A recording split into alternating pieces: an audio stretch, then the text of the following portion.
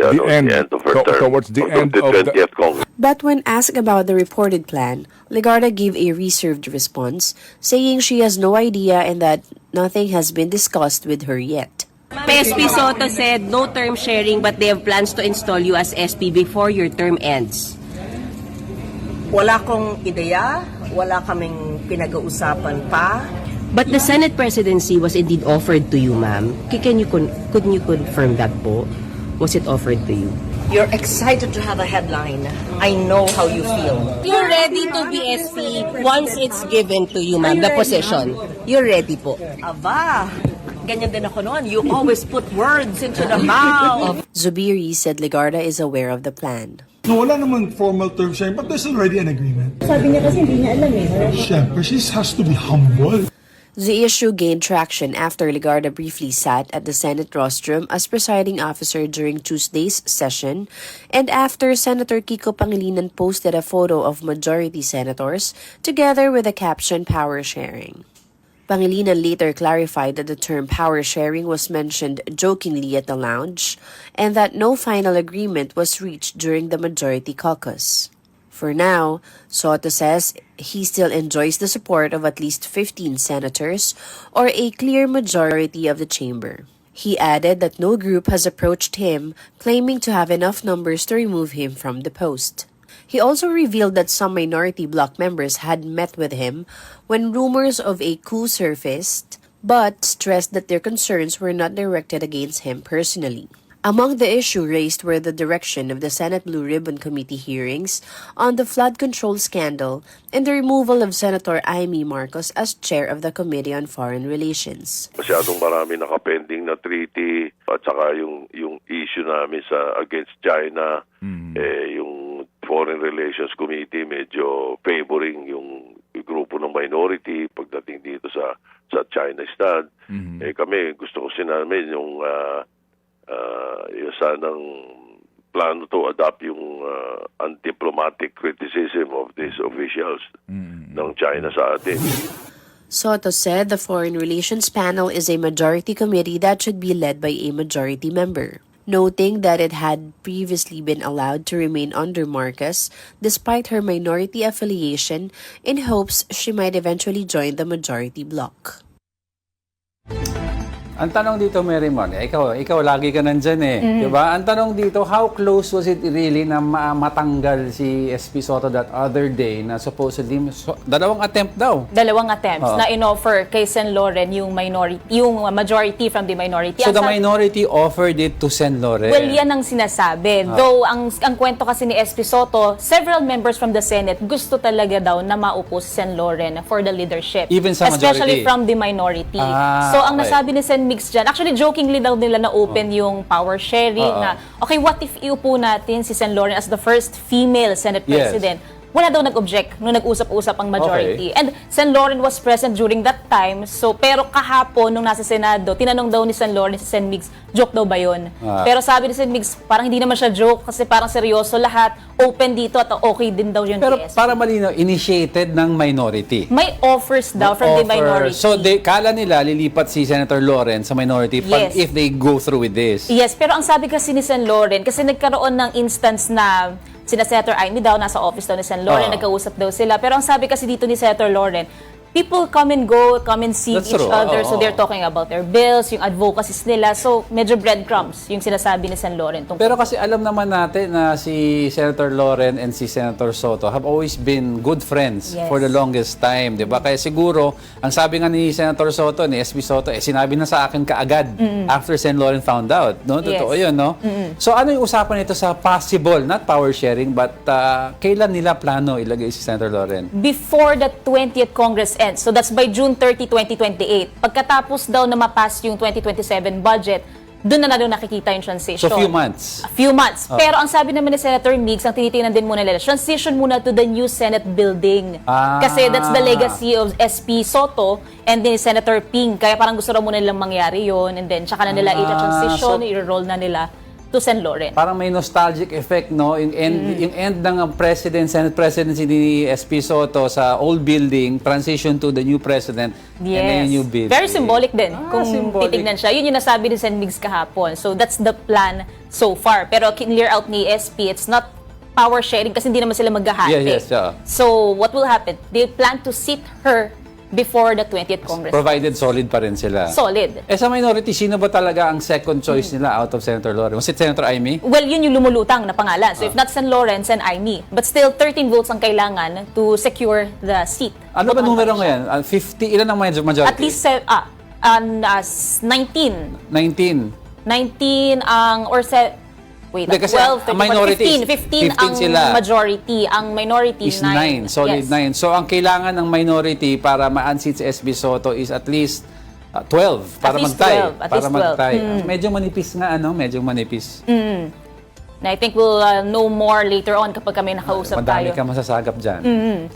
President Bongbong Marcos resumed public engagements outside Malacanang Palace 2 weeks after being diagnosed with diverticulitis. The chief executive attended the launch of the Test the Skills Passport mobile app in San Juan City on Thursday. He later took part in the 2026 Philippine Telco Summit in Pasay. And in his speech, Marcos pledged to continue making jobs and skills training more accessible to Filipinos.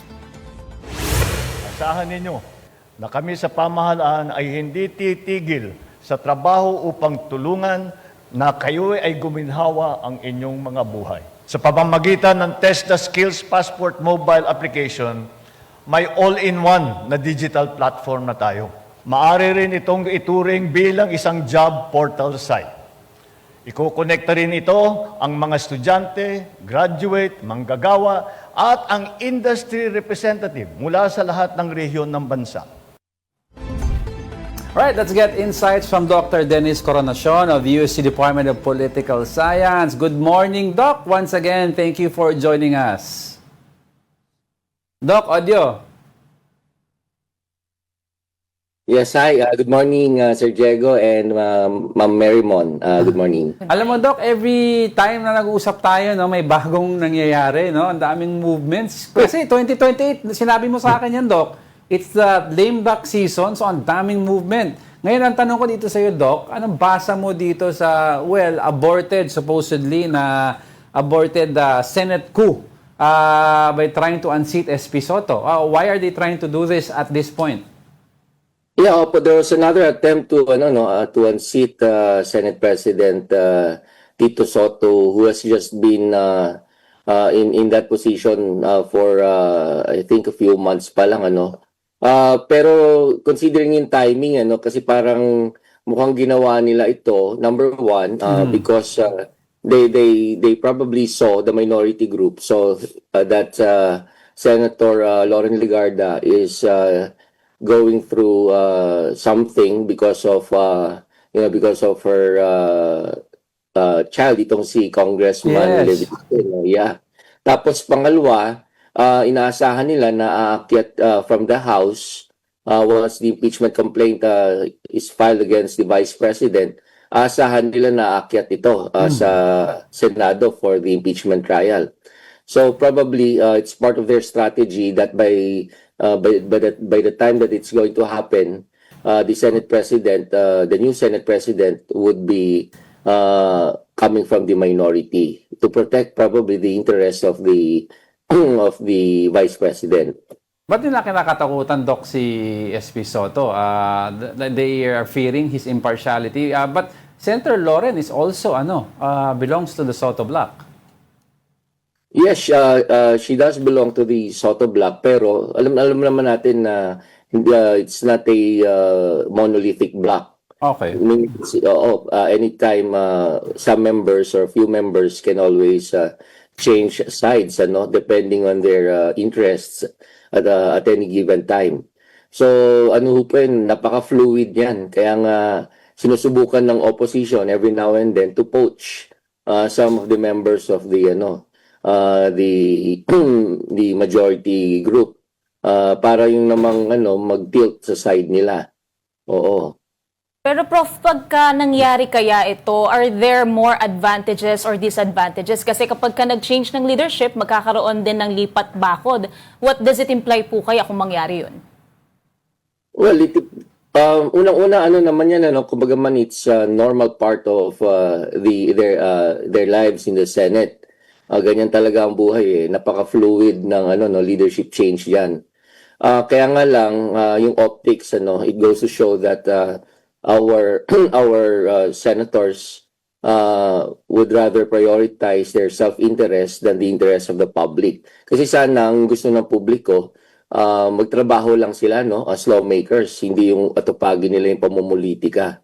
And pagpalit ng leadership, ibig sabihin, naghahanap sila yung mga senators ng leader that can serve their interest. So mukhang ang magiging optics nito o public perception, mas inuunan nila ang kanilang sarili kaysa sa interest ng bayan, yung public interest.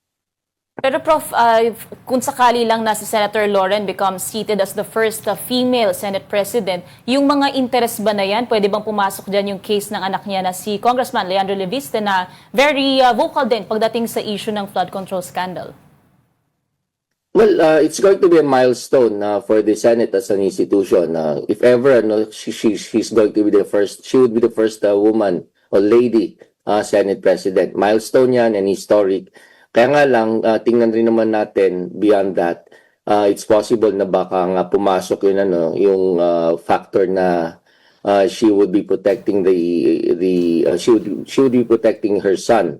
Oo. So, alam naman natin how powerful the position of the Senate President is.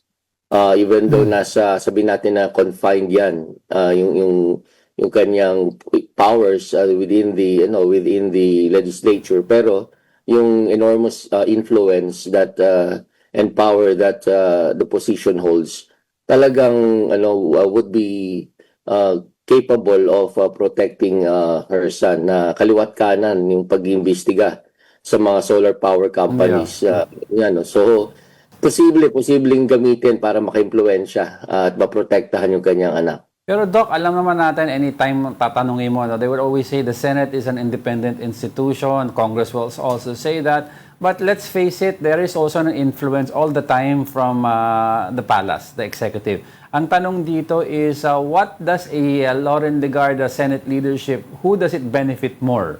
Does it benefit the Duterte side? Does it benefit Malacanang side? And why would they want to stay on the side of Malacanang pag alam natin wala pang guaranteed line of succession si PBBM in terms of endorsement? Alam naman natin Duterte side as a very powerful candidate. So ano nakikita mo dito? Well, kung if she had become the Senate President, itong ngayon, yung issue ngayon, definitely she would occupy that position with the support of the minority.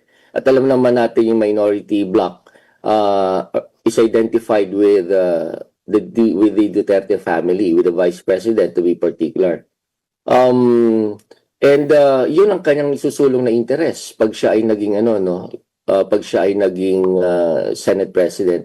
And possibly she would also her help would be sought in terms of protecting the members of the minority bloc na mayroong mga kakasuhan, nababalita ang kakasuhan doon sa partial and draft na report ng Senate Blue Ribbon Committee. So yung si Escudero, si Estrada. So those people would definitely come to her and seek her assistance pagdating sa mga investigations at saka yung mga kaso. So hindi magbe-benefit ang PBBM administration.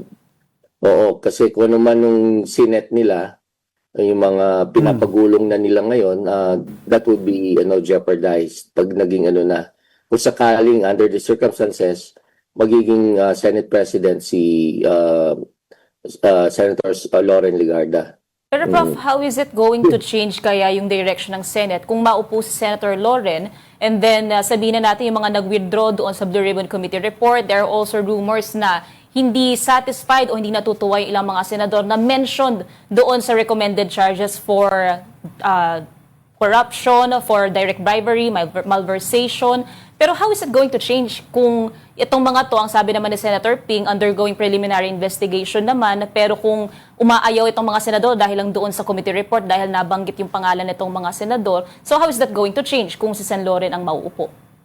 Well, yung baka yung recommendation might change specifically. Kung sinasabi, kino-quote doon ng mga media reports na may mga specific na members ng minority bloc like si Senator Jinggoy, si Senator Villanueva, si Senator Chis Escudero, ilan sila yung kakasuhan. So baka yung particular recommendation na yon, pag umupo si Senator Loren Legarda as Senate President under the circumstances, definitely either mawawala yon or babaguhin, i-revise yon so as to favor those names that we mentioned. So yun ang isang pwede mangyari. Tapos pwede rin yung legislative agenda ng Malacanang, baka maapektuhan So yung the amount of support that is usually shown by the Senate under the leadership of Senate President Tito Soto might not be there anymore pag iba na ang Senate President. Well, let's shift a little, Doc. Punta tayo sa lower house. We all know kasi you spoke of legislative agenda and the President needs also the cooperation of the lower house. Pero may tides turning na daw ngayon sa lower house. Diba? You're seeing congressmen testing the waters. Especially, may mga impeachment complaints from the President and now kay VP Sara. Ang tanong dito, let's start off with the impeachment complaint sa Vice President. Do you see this moving forward to the Senate? Do you see it getting voted in by at least one-thirds? If we're going to base it merely on the numbers, on yung political alliance built between the majority of the congressmen, the members of the House and the President, I think it's going to be in favor of the President or against the Vice President. Ang tanong lang dyan kasi, because based on what we saw in the past few days, during the deliberations by the House Committee on Justice, parang naging observation ng mga legal experts, parang naging napaka-stringent or mahigpit when it comes to upholding the standards, yung legal standards sa pag-apply kung kung sufficient in substance ba yung mga allegations against the President. So, ang observation ng mga legal experts is that parang sobrang stricto ng mga congressmen sa House Committee on Justice. Now, ang tanong doon, once an impeachment complaint has been filed against the Vice President and it's already being deliberated by the House Committee on Justice, are they going to apply the same level of being stringent or being strict? So, yun ang tanong doon. Pero ang tanong, Prof, were they strict to send a message to PBBM to test his result? Kasi malapit na It's 2 more years. Or are they it's purely an optical illusion para hindi magalit yung taong bayan if they're past the VP Sara impeachment to the Senate? It's possible, they have to show to the public that they're not really so much in favor of the President o pro-admin sila, Parang there has to be some kind of objectivity that they had shown during the deliberations. Pero kung mga legal experts kasi sasabihin, parang hindi yata dapat ganyan yung standards. Dapat medyo lenient. Tapos yung merits of the case na, including the evidence, the authenticity, dapat sa sa Senado during the impeachment trial. So, kumbaga man, ang lumalabas, gumagawa ng palabas yung ating mga congressmen sa House Committee on Justice. Sa kunwari, sila ay walang bias, sila ay objective. Pero at the same time, they're also showing their support to the President. If you see the numbers, yung tawag dito, yung voting margin in dismissing the complaints for lack of substance. So talagang pabor na pabor sa presidente. Kaya nga lang, they had to strike a balance between showing their support to the President and at the same time showing to the public na they are objective, that they're not taking any sides. Prof, dyan ngayon sinasabi na parang inaabogado raw ang Pangulo doon sa impeachment complaints laban sa kanya. Do you see this the same or same din doon sa impeachment case naman against Vice President Sara Duterte? Dalawa na ang nasubmit from party list, from civil society organizations, pero wala pa raw nakukuha talaga, natatransmit yung office ni House Speaker Bogie D. Pero should there be the transmission na nitong impeachment complaints, magkakaroon din ba ng pag-aabogado or will it proceed stronger than last year? Well, yung pag-abogado, ma'am, na sinasabi na nakita natin in the past few days, parang defense lawyer sila for the president. Pero baka this time around against the vice president, baka pag-abogado pero playing the role of the prosecution. Oo. So baka yun na nga ang inaasahan ko if this is going to be a pattern in show of support for the administration, the president. Yeah. Baka ipasa agad ito kahit dadaan sa committee level. Oo. Interesting. Pero, Doc, interesting you said that, ipasa agad. Kasi ang tanong dito, let's go back in history. Panahon ni Pinoy, the late President Benigno Aquino, in last 2 years na, he was talagang humina ang kapit niya. Kahit sa Congress, nalagasan siya ng supporters. We're at still in the first quarter, we're seeing still significant supporters for PBBM. Nakita mo ba, do you see it na malalagasan siya anytime this year as expected based on history? Opo, actually tingin ko nalagasan na kasi the amount of support that was shown to him by the members of the House last year is not going to be the same this year. Baka yung halimbawa yung susuporta sa kanya tawag dito hindi na ganoon karami kumpara sa mga nakaraang taon halimbawa we were expecting itong mga some members of the progressive itong Makabayan bloc in the first place not to file an impeachment complaint against him pero nag-file tapos in the voting voted against him against his interest so binoto nila na wag sana i-dismiss kasi may substance yung second impeachment complaint filed by former Congresswoman Lisa Masa, So, may mga manifestations na nabawasan yung support but not as much as his critics had expected. So, nandiyan pa rin yung majority support because after all, he still has control of the state resources, and siya rin yung mag-a-appoint. So, meron pa rin siyang certain amount of power and influence pero nabawasan. All right, we have more questions pa sana sa iyo, Professor, pero we'll save it on another day. Thank you for your insights, Dr. Dennis Coronacion of the UST Department of Political Science. Thank you. All right, in other news, the country's unemployment rate in December 2025 stood at 4.4%, translating to about 2.3 million jobless Filipinos. Let's get more details from Mobile Journal. Amy Atienza reporting live from Quezon City. Amy, tell us more. Yes, good morning, Mary Monchego. Dito naman sa Philippine Statistics Authority, inanunsyo na nga ng PSA na same pa rin, yung unemployment rate for December 2025. So, 4.4% ang naitalang unemployment rate para sa December 2025 and that translates to 2.26 million Filipinos. Hindi naman ganoon kalaki yung naging pagtaas nito dahil 7,000 persons lang yung difference, kung titingnan natin at kumpara natin sa November 2025 na unemployment rate nga dito sa ating bansa.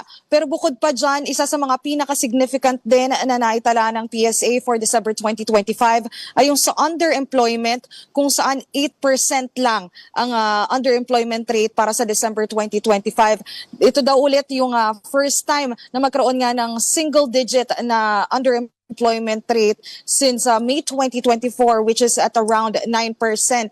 So this translates to a little over 3 million Filipinos na underemployed. Pero kung titingnan din natin yung datos, kahit mas madami na yung unemployed nating mga Filipinos, yung productivity hours daw ng mga Pilipino ay tumaas pa rin dahil nasa 41.2 hours yung natatranslate every week na nakakapagtrabaho yung mga Pilipino. So yan yung mga tinitingnan natin din and inaasahan din natin na syempre dahil hindi na ganun kaingay no yung issue din sa flood control projects and sa infrastructure projects ay titingnan natin kung bababa pa nga yung unemployment rate sa mga susunod naman na buwan, lalo-lalo na sa report na makukuha natin for January 2026 naman. Amy, ang tanong dito, bakit napaliwanag ba ng PSA kung bakit dito lang naglalaro yung numero ng unemployment rate, ng employment rate ng Pilipinas given the past month? Nabanggit ba kung anong mga sektor yung pinaka nag-grow pagdating sa employment o kaya naman yung nag-decrease yung number ng mga empleyado? Yes, kung babalikan lang din natin, no, Mary Mo, yung nangyari nga doon sa unemployment, meron daw kasing reduction nga doon sa employment sa construction services at saka sa construction industry in general. Dahil nga doon sa nakita din natin, may negative growth sa GDP pagdating nga dito sa infrastructure. So yun yung isa sa mga reason kung bakit may konting pagtaas nga. Pero hindi ganun kalaki yung impact nito dahil kung makikita din daw yung datos doon sa mga call center agents naman, mas marami daw yung pumasok sa mga gantong industry. So, naging balance pa rin naman at nag-steady nga yung ating unemployment rate. Amy, alam natin, nag-iiba-iba kasi minsan ang definition yan eh. Ano ba ngayon ang definition ng unemployment, underemployment? Kasi alam ko a few years ago, or nag-iba sila ng metrics eh. Pag sinabi kasi natin na unemployment, ito yung mga Pilipino, yung mga tao na walang trabaho o kaya wala din sila nung sarili nilang negosyo, hindi sila self-employed at wala talaga sila sa labor force participation. No? Pag sinabi naman nating underemployed, sila yung may mga trabaho, may mga negosyo, pero hindi pa sapat, naghahanap pa rin sila dahil nga doon sa pay or kaya din dun sa skill set na meron sila na pwede nilang mai-contribute pa pagdating naman sa workforce. So kung a regular person has 2 or 3 jobs, pasok siya sa statistics ng underemployed, under an underemployed person. Yes, pag nasabi kasi natin na underemployed, hindi naman totally ibig sabihin yan ay yung talaga hindi na tama yung trabaho para sa kanya. Makikita pa rin kasi natin based din doon sa job nung tao dahil 'di ba may makikita rin tayo, Diego, na mga freelancers ganyan. So kasama pa rin sila doon sa mga employed talaga. Though may ilan kasing reports nga na yung mga trabaho na nakukuha ng ating mga Pilipino ay hindi na nga sapat doon sa kanilang income, hindi na sapat yung income na natatanggap nila. So doon papasok talaga yung underemployment. Pero Amy, ngayon ano kaya ang target ng mga otoridad pagdating dito na since nakikita na nila yung shift ng jobs from physical occupations, yung iba nag-shift na sa mga virtual na opportunities na meron, ano yung plano nila kung sakali? Well, since nakita na nga natin na doon naman sa aspect ng underemployment ay bumababa na nga. Hopefully nga daw ay bumaba din yung unemployment rate for this year, technically January for 2026. So titingnan natin dahil nga doon sa construction hindi na din naman ganun kaugong yung issue nga sa infrastructure at nakikita na rin natin na mas marami ng Pilipino yung pumapasok talaga, nakikita natin yan, observation din on the streets na hindi na ganun din kalaganap yung work from home, madami nang lumalabas ng kanilang mga bahay. So expected na sana ay bumaba pa nga itong unemployment rate and more Filipinos actually could have their jobs with the right pay and also in accordance to their skill set. Amy, alam natin, in-announce na nagkaroon ng flood control scandal issue na kasi pag na-delist itong construction companies pa isa-isa, more than 6,000 to 8,000 daw mawawalan ng trabaho, no? All year round. May nabanggit bang, anything related sa possibly unemployment na kung ano yung mitigating activities na meron sila for these people who will lose their job para at least yung GDP natin maging steady kasi alam naman natin pag nawala yung construction, yung GDP bababa. Makikita nga natin, Diego, na kapag nawala nga itong mga companies, lalo na sa construction, syempre bababa din yung sa gross domestic product natin. Pero magkakaroon yan talaga ng negative growth. Pero kung titingnan din natin na walang totally nasabi na kung ano yung specific plan nila patungkol nga dito sa construction. Pero nakikita rin daw kasi na sa ibang industries naman, katulad na nga lang ng education, pati na rin sa health, ay doon natin nakikita yung mismong pagtaas. Pero dahil nga dito sa construction, titingnan din natin kung ano talaga yung magiging specific plan, and also abangan din natin dahil collaboration din naman to, hindi lang ng Philippine Statistics Authority, pati na rin ng ibang mga executives, kung ano nga ba yung magiging plano in case lang na bumaba nga itong employment rate naman pagdating sa mga construction. Alright, thank you for that, Mobile Journal, Amy Atienza. And we'll be back with more stories after the break. Keep it here on One News.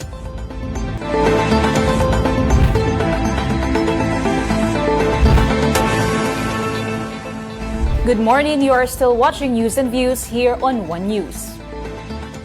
Tropical storm Bashang is now heading towards Central Visayas. And let's get more details from Pag-asa weather specialist Dan Villamil. Dan, good morning. Yes po, good morning po sa ating mga taga-subaybay. Yung latest location natin para kay Bagyong Bashang kaninang 7 a.m.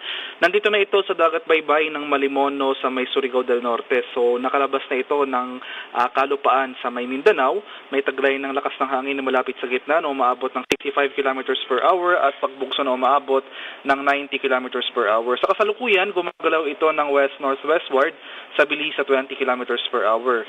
As of 8 a.m. may nakataas pa rin tayong tropical cyclone wind signal number 2 sa southern portion ng Leyte, southern Leyte, Bohol, central and southern portions ng Cebu, Siquijor, Negros Oriental, southern portion ng Negros Occidental, Dinagat Island, Surigao del Norte, northern portion ng Surigao del Sur, Agusan del Norte, northern portion ng Agusan del Sur, Camiguin, Misamis Oriental, at itong eastern portion ng Misamis Occidental. Samantala, signal number 2 naman ang nakataas sa southern portion Occidental Mindoro, southern portion Oriental Mindoro, Romblon, northern portion ng Palawan, Calamian, Cuyo at Cagayan Silio Islands, southern portion ng Masbate, southern portion ng Eastern Samar, southern portion ng Samar, Biliran, rest of Leyte, rest of Cebu, rest of Negros Occidental, Guimaras, Iloilo, Capiz, Aklan, Antique, central portion ng Surigao del Sur, central portion ng Agusan del Sur, northern and central portions ng Bukidnon, Lanao del Norte, nalalabing bahagi ng Misamis Occidental, Lanao del Sur,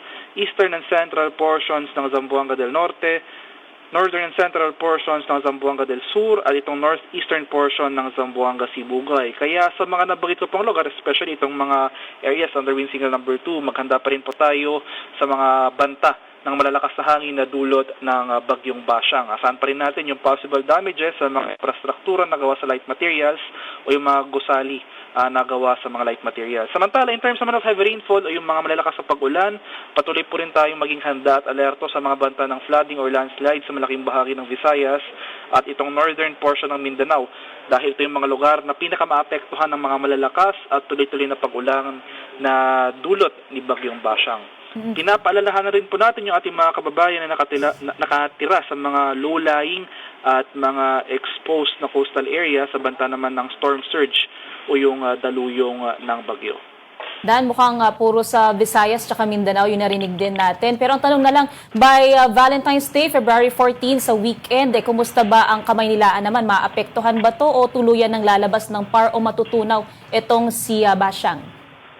Well, for Valentine's Day ay next week pa po ito, no? So matagal pa ito. So by that time, inasan pa kasi natin base sa track ni Bashang, possible sa mga sunod na araw ay tuloy na ito mada-downgrade into a tropical depression. Eventually, hihina na lamang ito into a low pressure area. So at least for next week, wala pa naman, as of now, bukod dito kay Bashang, wala pa naman tayo monitor ng low pressure area. Pero ayun nga po, dahil patuloy yung pag-iral ng northeast monsoon, posible pa rin yung epekto ng shear line, so makakaranas pa rin tayo ng mga pag-ulan sa eastern section ng Luzon. All right. Thank you very much, Pag-asa weather specialist Dan Villamil. The effects of Tropical Storm Bashang are now being felt across several provinces in Mindanao. Here's the report. Several houses along the shoreline in Barangay Poblacion, Caguait, Surigao del Sur were washed away. Water levels rose due to non-stop rains brought by Tropical Storm Bashang earlier today. In the town of Cantilan, muddy flood water surged into homes in Barangay Cabasan, forcing residents to use ropes to evacuate safely. Meanwhile, in Hinatuan, more than 700 residents from 5 island barangays were evacuated due to the threat of storm.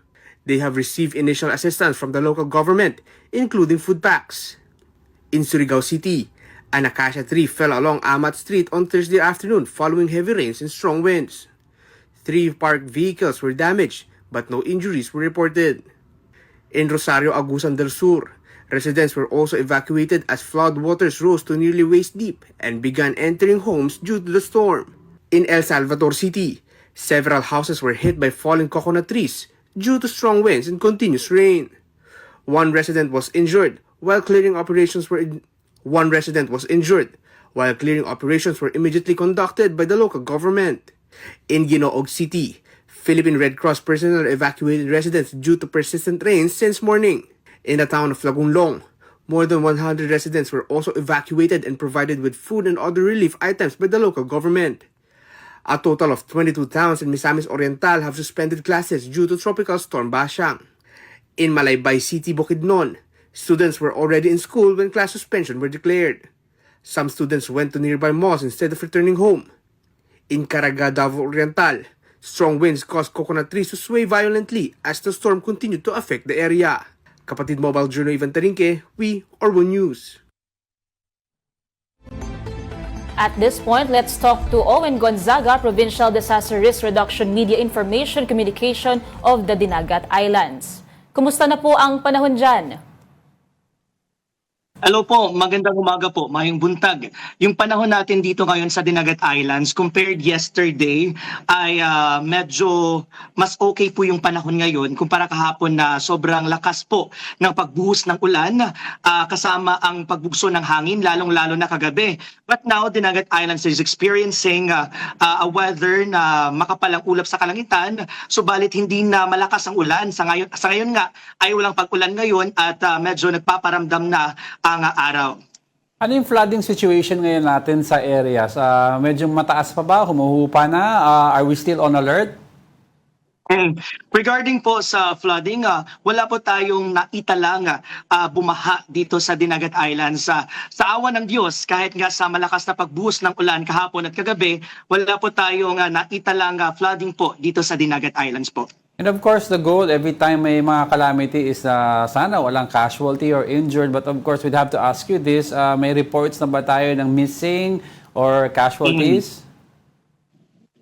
As of this moment, sir, from the data mula sa Emergency Operations Center, wala po tayong mga casualties dito sa Dinagat Island. Well, that's good. That's good to hear. Pero so far kasi huling bulletin na nakita ko rin din sa Pag-asa, signal number 2 pa rin ang Dinagat Islands. Pero let's say na humupa na ito, kumusta kaya tingin nyo yung damages and kung yung magiging recovery rate nyo kaya, mabilis lang ba o medyo may issues kaya along the way? Based po sa effect ni Bashang dito sa Dinagat Islands, hindi naman po gaano kalaki o napuruhan yung Dinagat Islands. Kahit na tayo ay nasa signal number 2.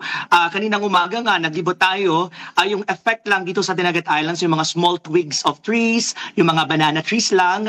Pero in terms of mga structure na nasira, wala po tayong naitala kahit sa malawakang epekto sa agrikultura. Only those things lang po, yung mga small twigs of trees. Na inasa namang makiklear ito within the day. Nagkaroon tayo ng power interruption kagabi dahilan sa pagbugso ng hangin. Subalit may mga area na naibalik na ang supply ng kuryente. At within the day, it is expected na maibalik ang supply ng kuryente dito sa Dinagat Islands po. So ano situation natin ngayon sa mga evacuation centers? Kamusta na mga pamilya doon? We have 617 families na inilikas po kahapon at ngayon po ay they're under with the municipal level na nailikas sila. Yung kondisyon at sitwasyon nila ay okay naman po. And the provincial level, of course, the municipal level as well as the barangays are always ready. Naka-preposition po ang mga pangangailangan ng ating mga nailikas na mga dinagat noon. So for now, ang recommendation nyo is magstay muna sila sa evacuation or are they allowed to go home? It always depend on the development of the weather dito sa Dinagat Islands, sir. As of now, medyo kumalma naman na yung panahon at siguro kung okay na with the approval sa munisipyo kasi it depends on the situation on the ground sa munisipyo kung okay na silang pabalikin sa kanilang mga bahay. Decision po yun ng ating municipal level at sa ngayon nakikita natin na kung magtutuloy-tuloy yung development ng panahon dito sa Dinagat Islands ay anytime within the day ay pwede po siguro na silang bumalik sa kanilang mga bahay po. Pero pagdating kaya sa livelihood, syempre small or big itong mga bagyo na dumadaan o yung pagbuhos ng ulan, merong naapektahan. So yung mga puno, kung mga taniman dyan, kumusta kaya yung sitwasyon? Hello po. Regarding with the agriculture, yung na-receive lang natin na data dito sa Emergency Operations Center po ay wala pong naitalang malaking pinsala sa ating agriculture. Pero if you walk around in the Dinagat Islands, sa mga gilid-gilid ng kalsada, napakalit lamang po nung epekto ni Bagyong Basyang dito. Yung nga sabi ko kanina, yung mga sanga-sanga lang ng kahoy. Pero ngayon, yung apektado ay yung ating mga mangingisda because the no sailing policy in the Dinagat Islands is still effective because we're still under signal number 2 po. Alright, and of course, madaming tatanong if ano yung kailangan ng mga tao dyan in terms of relief goods, or do you have enough goods so far? And if so, ano yung sa tingin mong pwede pang dagdagan? Thank you so much for asking that one, sir. I really appreciate that as well as the provincial level of Dinagat Islands. Sa ngayon po ay naka-preposition naman, meron naman tayong enough na resources o mga pangangailangan para sa ating mga inilikas. However, sa mga gustong tumulong o gustong magpaabot ng mga karagdagang tulong ay yung mga basic needs po ng ating mga inilikas na mga individual. As of now rin po, sir, hindi po rin po apektado yung ating water supply. So, meron naman pong tubig ngayon dito sa Dinagat Islands. Alright, well, thank you for all that information. Owen Gonzaga, Provincial Disaster Risk Reduction Media Information Communication of the Dinagat Islands. Maayong buntag. And now next on the news, Zaldico's lawyer denied reports that the former congressman sent an emissary to negotiate with the government. Here is the report. The camp of former Congressman Zaldico questioned why their client would be required to return as much as 57 billion pesos to the government. In an interview with Ted Filon and DJ Chacha, attorney Rui Rondain insisted that the alleged kickbacks from flood control projects were fabricated. Ano i-restore ni Zaldi? Diba? 57 billion. Saan ba galing yung 57 billion na yan? Invento yun eh. Hindi ko alam kung saan nila kinuha. I'd like to know kung ano yung math nila doon sa 57 billion na yun. He added that Ko only delivered the money and did not pocket any of it for himself. Rondain also denied reports of back-channel talks with the government, stressing that Ko did not send any emissary to negotiate and that no such move would take place without his legal counsel's approval. Nag-uusap kami sa telepono madalas. Sabi niya wala. Wala daw siyang pinapadala. So I'm absolutely sure na walang ganun. Hindi naman gagalaw yun ng hindi ko nang hindi ko ina-approve makikipag-negotiate, makikipag-dialogue. I have serious doubts. Kasi ako lang naman ang talagang inauthorize niya na magsalita sa kanya.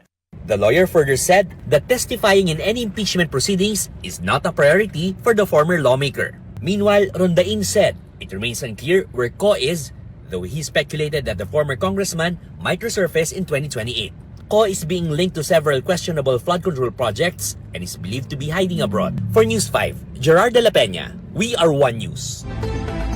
From grassroots programs to global competitions, sports leaders are calling for stronger support systems to help shape the country's next generation of champions. The details in this report by Mobile Journal, Denise Valdesancho. Building champions doesn't start on the podium. It starts at the grassroots. This was the key message delivered by sports executive Ricky Vargas during a leadership event organized by the Junior Chamber International or JCI held yesterday in Makati City. In the event, top Filipino athletes were honored, including Olympians Yumi Marshall, Nesty Patesio, Ira Villegas, and professional basketball player Calvin Oftana. We must build champions before the podium. And when we say invest, we do not mean giving them sponsorship after they win. Dito pumasok ang grassroots. They could use guidance from experience like yourself on how to navigate life outside the game.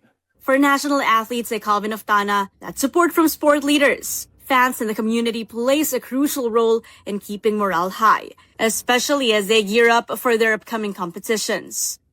I think it boosts us na sa mga moral namin, siyempre, if may suporta ka from them, lalo na from us na kailangan talaga yun. Talagang kakayod kami every time may game, and just so happen na dito yung laro this coming FIBA Asia qualifiers, and their support so much for us. Meanwhile, for Olympic boxer Yumir Marshall, the event served as an emotional reminder of his journey, from his early days in the sport to representing the country on the world stage. Nung nagsasalita ko si Boss Ricky, parang nabalik ko ako sa nakaraan, yung time na nagsisimula pa lang ako. And then, parang patuloy yung luha ko kasi na-touch talaga ako sa sinabi niya. Marshall also took the opportunity to encourage young Filipinos who dream of becoming future Olympians, reminding them that support systems are now in place. Sa mga kabataan po ngayon nangangarap na balang araw maging isang Olympian, ibang sports pa na gusto nilang salihan. Patuloy lang po kayo sa inyong pangarap. Nandito po, meron po tayong mga sports leader na sumusuporta yung LGU natin. Senator J.V. Ejercito, also a member of JCI, underscored how sports has the power to unite the nation.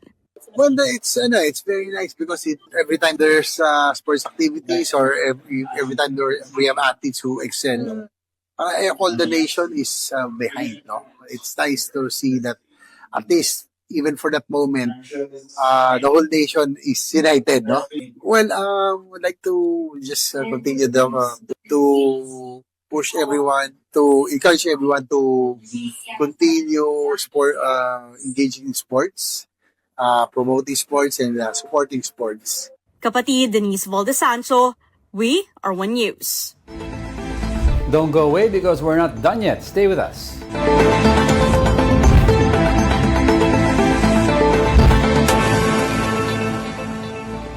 Welcome back. You're still watching News and Views here on One News. A daily struggle on public transport inspired one commuter to create a smart, accessible app for train passengers. Mobile journalist Evan Tarinque reports. From missed stops to stressful commutes, one commuter turned a bad experience with public transportation into a simple solution for train passengers. Every day, thousands of passengers rely on the LRT and MRT to get to their destinations. But during rush hour, crowded trains and poor audibility make it easy to miss a stop. This reality pushed a commuter to create a train companion app, one that removes the need to strain for announcements or count stations in your head. The app automatically detects where you are, which station is approaching, how many stops are left, and where you need to transfer. It runs purely on the phone's GPS, no internet required, with all station, direction, and fare information built into the app. Malaman niya kung tama ba pinupuntahan mo, and para din malaman niya kung ilang stops na lang yung kailangan mo bago mo ba or bago mag-transfer. The app is also designed with accessibility in mind. It sends clear notifications, alerts users when they're close to getting off, and provide live updates even when the phone is locked, so passengers don't have to stare at their screen the entire ride. It also warns users if they're riding in the wrong direction or if they missed their stop. This makes the app easier to use for persons with disabilities, especially with those visual and hearing impairments. Right now, it also supports colorblind-friendly UI. So you don't have to tell or you don't have to know kung anong kulay yung stasyon na yun para malaman mo kung nasan ka. The developer also plans to add voice-over alerts, further improving accessibility in noisy and crowded trains. The app is currently free on iOS devices, but Enrico reminds users that it is meant to serve as a guide, not a substitute for awareness. So it's accurate within the constraints of how GPS works. Siyempre, paminsan-minsan you still have to look out and see kung nasa station ka na ba talaga. In a system where passengers are often expected to just know where to get off, sometimes having a simple reminder makes all the difference. Kapatid Mobile Journal Ivan Tarinque, we are One News. And as Chinese New Year draws near, one tradition continues to bring both luck and excitement. That is, the giving of ang pao. But what does it truly symbolize? Mobile Journal Daniel Dayaw answers that and more in this report.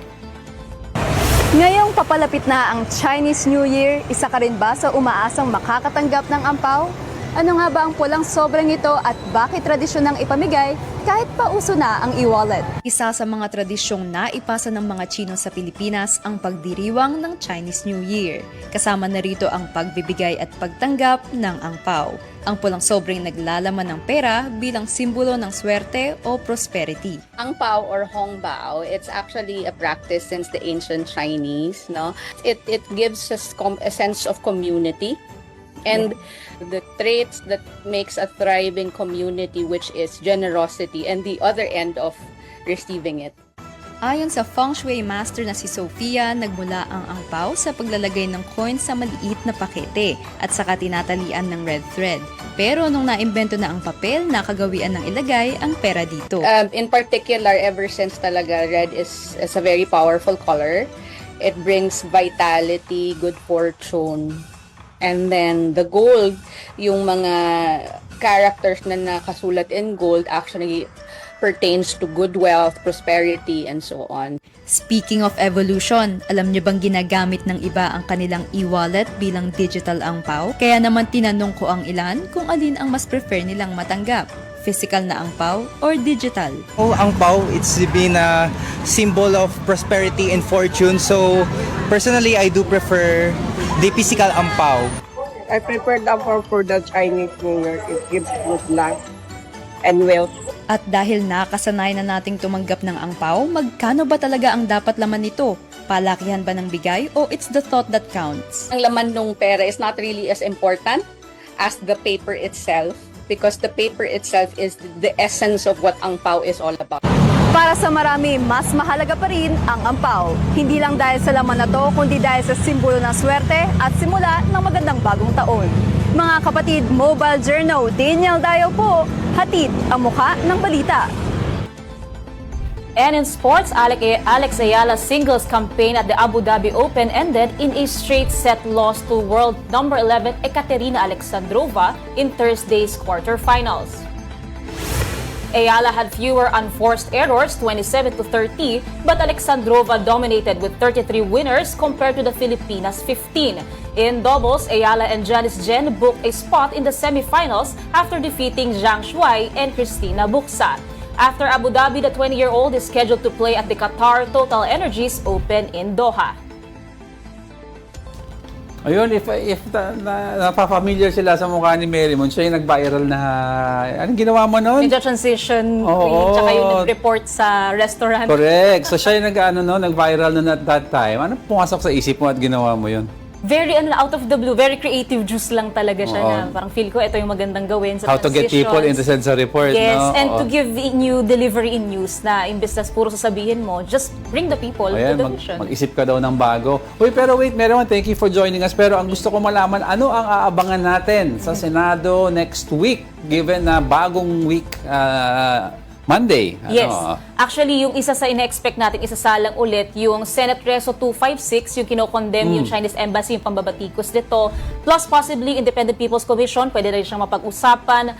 Meron kasing consultative meeting naman din ang tungkol sa anti-political dynasty bills. Pagbalik din ng plenary session, ang isa sa inaabangan din natin kung magkakaroon ng privileged speeches on certain issues. So, kaya medyo magiging jump-packed ulit. Diyan tayo kinakabahan sa privileged speeches. Pero ang titignan natin, yung 256, of course, and yung anti-dynasty bill. Tsaka yung botohan. Kasi si Senator Marcoleta mukhang baka nakaline up pa siya sa interpellations on the coordinates. Yun yung pinaka-question ng senador. And ang sinasabi ni Senator Migs, kapag natapos na lahat ng Q&As, botohan, pero hopefully raw mapasa yung Senate Reso. Madami tayong abangan. Thank you for joining us this week. And that wraps up today's episode of News and Views. Join us again on Monday. I am Marymon Reyes sitting in for Angela Castro. And I am Angelo Castro III, kapatid. We are One News. All sides, all the time.